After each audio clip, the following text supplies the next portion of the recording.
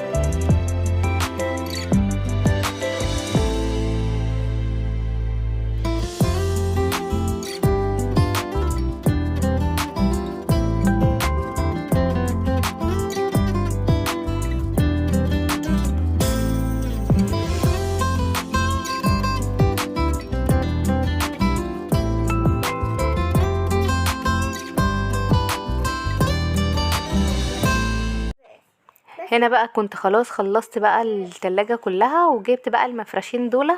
المفارش دي اللي هي انا كنت فرشاها اصلا في رمضان في التلاجة، بس انا شلتها وبعدين قلت ان انا هغسلها يعني وبعدين ارجعها تاني. فغسلت اتنين كده، مش عايزة ان انا احط فيها كلها اصلا، ممكن احط رفين او 3 رفوف بس، وبعد كده هبقى اشوف الباقي يعني. ما رضيتش ان انا اغسله يعني، قلت ان انا هنجز بقى علشان النور هيقطع، وانا كنت عارفة الميعاد بتاعه ان هو بيقطع في تقريبا كل يوم الساعة 1. فانا كنت عايزة الحق قبل ما النور يقطع بقى، كنت عايزة ان انا الحق ان انا انجز واخلص قبل ما النور يقطع خالص، علشان الحق واروح اجيب مهند من الحضانة. وكمان للاسف الحمد لله النور قطع، وبعد كده رجعت ان انا كملت زي ما انتوا شايفين كده معاكم. هنا بقى كنت خلاص خلصت ورصيتها كلها، حطيت الحاجة اللي عندي من غير تريقة يا جماعة ومن غير اي حاجة. طبعا ما عنديش حاجات كتير، انتوا عارفين ان انا عايشة لوحدي، وكان في حاجات انا كنت لسه يعني انا بستنى اليوم بتاع السوق علشان بنزل بجيب الحاجة بتاعتي كلها مرة واحدة. فالحاجات اللي عندي حطيتها طبعا، هي دي الحاجات اللي موجودة عندي فحطيتها. فمن غير تريقة يا جماعة احنا الحمد لله. وكمان عايزة اقول لكم البيبسي اللي موجود ده، ما انا والله العظيم انا كان عندي الحبة دول قبل المقاطعة خالص تقريبا، بقالهم اكتر من شهر او شهر ونص. انا كنت جايباهم وشايلاهم عيناهم عندي، ف يعني شربنا منهم ودول اللي كانوا باقيين. لكن لو كان في المقاطعة انا مكنتش جبتها ولا اي حاجة والله العظيم، لان انا اصلا عاملة مقاطعة لكل المنتجات اللي هي اصلا مش مصرية، فدول كانوا قبل المقاطعة خالص فعذرا يعني. دلوقتي بقى خلاص انا تقريبا كنت خلصت بقى التلاجة، وزي ما قلت لكم هنعمل الباب المرة الجاية مع بعض. هنا بقى كنت قلت بقى ادخل بقى على الأوضة، اي شايفين الأوضة بقى عاملة ازاي والدنيا متبهدلة فيها. فقلت بقى كده ارتبها كده واشيل كل حاجة في مكانها. وطبعا كوكي ومهند، هي دي الأوضة اللي هما بيلعبوا فيها علشان فيها باسكت الألعاب، وتقريبا الأوضة التانية مفيهاش مساحة زي دي. هنا بقى فيها حتة صغيرة كده في النص، فهم بيركبوا فيها بقى بالعربية، بيركبوا فيها بقى بالمرجيحة والكلام ده، فبيفضلوا بقى الوقت بتاعهم كله في الأوضة دي، وقعدتهم كلها تقريبا في الأوضة دي، فبيلعبوا هنا. فدايما هنلاقيها مكركبة بقى، وانا الصراحة لما بشيل هدوم من على الحبل بحطها هنا وبعدين برجع اطبقها مرة تانية.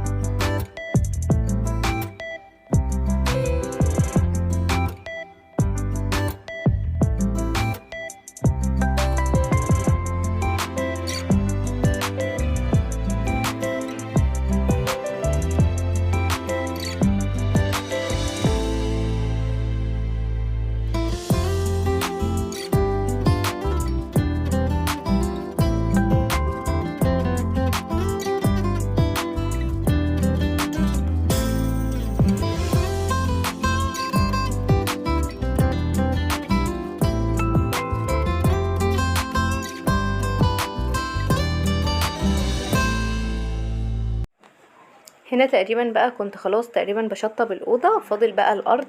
هنا بقى ظبطت بقى الفرش بتاع الكنبة بقى كده. وعايزه اقول لكم الكفر ده بتاع الانتريه انا ما بغسلهوش كله مره واحده لانه كتير جدا وحجمه كبير، فمش هينفع ان انا احطه في الغساله مره واحده، فانا بغسل جزء وجزء. تمام. فعايزه اقول لكم ان انا غسلت الكرسيين بس سبت الكنبه، وفي نفس الوقت قلت لا انا مش هشيلها دلوقتي عشان ما تتبهدلش والعيال بقى يبهدلوها وكده. فقلت لما هاجي اشغل الغساله، كنت هشغل الغساله بكره، فقلت هشيلها قبل ما اشغل الغساله على طول.